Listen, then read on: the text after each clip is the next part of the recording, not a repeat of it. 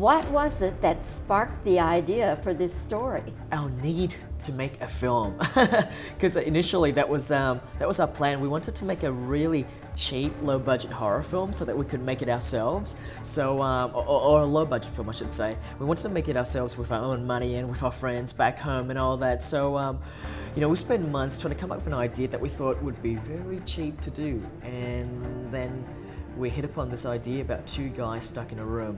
And what is cheaper than a film about essentially two guys stuck in a room for pretty much half the film?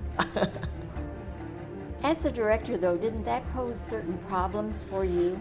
Yeah, I mean, I guess it's pretty limiting, you know, like it can be pretty stale, it can be pretty static, you know, because essentially it's like a stage play.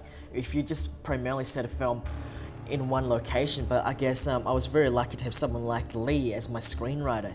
He essentially took my initial premise and he just ran away with it and made it much bigger than what it initially was going to be.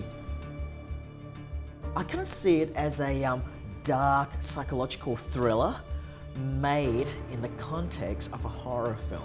Context of the horror film, what do you mean by that? By that I mean, you know, like it has a very it has the conventions of a thriller type storyline, but I shot it like it was a horror film. I executed it like it was a horror film, you know, like made it really dark and scary, but with the kind of plot that you would generally find in a more conventional thriller storyline.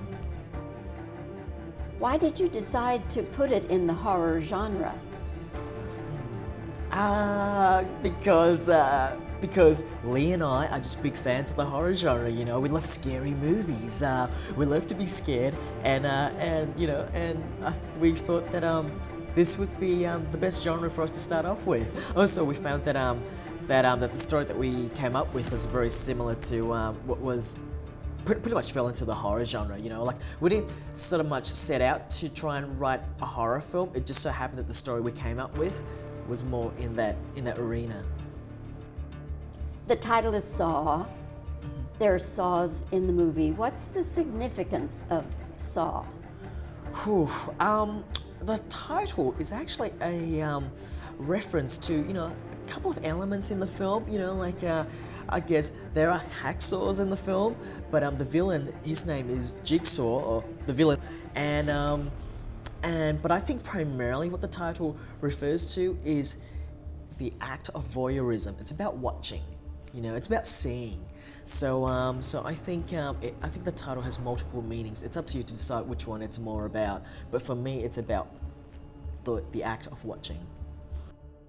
My main influence for this film was a guy called David Lynch. It was a film director called David Lynch, and I love his work. And I guess to a certain degree, when Lee and I were writing the script, we were trying to channel that spirit, that Lynchian spirit, into the film. A horror director that I love, his name's Dario Argento. He's an Italian horror director. He's been described as the Italian Hitchcock. I'm a huge fan of his early stuff, like Deep Red and Suspiria and all that. I love those films he made earlier on. I think it's more like a combination of those two directors that I admire, and I think their work definitely had a big influence on me on this film. What is the scariest movie you've ever seen? Ooh. I think the scariest films I saw were two films I saw at a very early age, Jaws and Poltergeist. These two films have scarred me for life. I'm really afraid of the ocean and sharks because of Jaws, and I'm really afraid of scary clown dolls because of Poltergeist. I saw Poltergeist at the age of 7, and ever since then, I've had this thing for creepy dolls. It's that thing where I'm really repulsed by it, but yet very fascinated by it at the same time. And it just so happened that I've got a creepy doll in Saw as well. Live or die. Make your choice.